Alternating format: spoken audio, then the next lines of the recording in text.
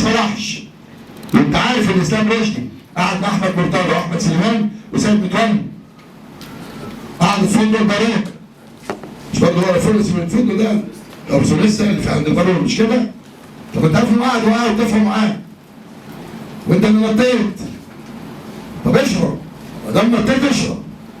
ما احنا مش هنقعد هتقول لي انا فوق الجميع، فوق جميع نفسك مش فوقنا احنا.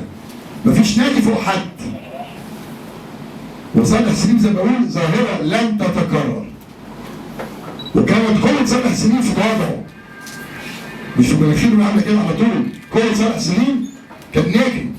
وكان لما بيمشي الناس تقعد تصور معاه ده صالح سليم. وكان بيمثل كبرياء الاهلي حقيقي. انما حضرتك افكرك بعمرو سماكه اللي خبيته؟ ولا افكرك بمحمد عبد الله اللي خبيته؟ ولا افكرك باسلام رشدي اللي خبيته؟ خلاص احنا لما جينا في عهد جديد قلنا هننسى موضوع عمرو سماكه وهننسى موضوع محمد عبد الله، هننسى دول وهنبدا صفحه جديده. ممنوع نادي من الاثنين يعتدي على نادي اخر وهو بيعمل تفاوض معاه لاعب. احنا بنتفاوض مع اسلام رشدي، كلمني انا شخصيا قال لي انا بموت في الزمالك، شوف دمي بينقط زمالك. حضرتك دخلت في الصفقه تمام؟ طب اسلام رشدي انا معايا السجن بتاعه ومش هيلعب طول ما السجن في جيبي. فانت اللي دخلت على دخلت امتى؟ يا اخي واحده اتجوزت وخلفت راح تخطبها خلاص. يعني اتجوزت وخلفت خلاص راح تخطبها. يا جماعه ادي العقد اهو، ده عقد بيننا وبين اتحاد الشرطه في 14/5/2014، يعني ده قد ايه؟ شهر تقريبا. موقع من السيد مستشار احمد جلال نائب رئيس النادي والاخوه المسؤولين عن اتحاد الشرطه. العقد اهو بيقول نادي ده في يوم موافق 14/5/2014 اولا نادي اتحاد الشرطه الرياضي ومسؤول فلان، نادي الزمالك عبر مسؤول فلان، يوافق نادي اتحاد الشرطه الرياضي على انتقال 3 من اللاعبين للفريق الاول لكره القدم هم خالد قمر، معروف يوسف، احمد ديودار، انتقال نهائي للانضمام للفريق الاول كره القدم نادي الزمالك الالعاب الرياضيه اعتبارا من الموسم الرياضي 2014/2015. البند الثاني اتفق الطرفان على يدفع نادي الزمالك الالعاب الرياضيه نادي اتحاد الشرطه الرياضي مقابل انتفاع اللاعبين 3 مبالغ كذا. يبقى مين اللي نط على مين؟ ده عقد اهو بقاله شهر.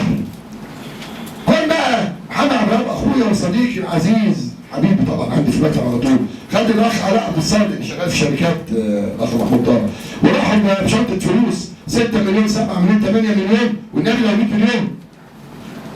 ليه؟ لان شرطه محترم وزي ما تتنسى ده جواز خلاص عقد والناس اتفقت.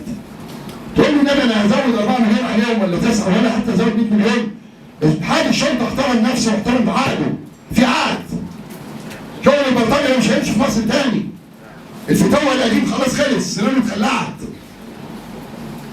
ناس عامله عقد. ثانية واحدة يا أحمد بيه، ناس عامله عقد وقعت على عقد والعقد شريعة المتعاقدين. تروح له بكره اللي امبارح شايل شنطة فلوس وتقول له أنا عايز اللعيبة دي بقى يشتكيك. إيه ده؟ أنت الخدام. أنت اللي اهتميت بشتيمة مرتضى ولا قبل كده. اقعد اشتم ولا واخد منك اللعيبه. انت ما ركزتش يا ابني. انت مجلس اداره للاسف لم يركز انه يجيب لعيبه الناديين. انا ركزت. حضرتك بتشتمني في مجلتك كلب نعوي وعرفت مصر مين كلها بيعوي. من امبارح جاي مصر كلها مين اللي بيعوي. انما جاي النهارده تقول هشتكي الشرطه، ده الشرطه التزمت بعقدها. اهو العقد اهو. اتفضلوا ده العقد بتاعنا اللي مع الشرطه. وكان مشروط في اخر بند بشرط موافقة اللاعبين. كلام واضح؟ واحد. طبعا احنا هنعمل لعيبه كلهم، احنا ال 10 12 لاعب او 30 لاعب اللي احنا شغالين هنجيب لهم كلهم مؤتمرات كل يوم.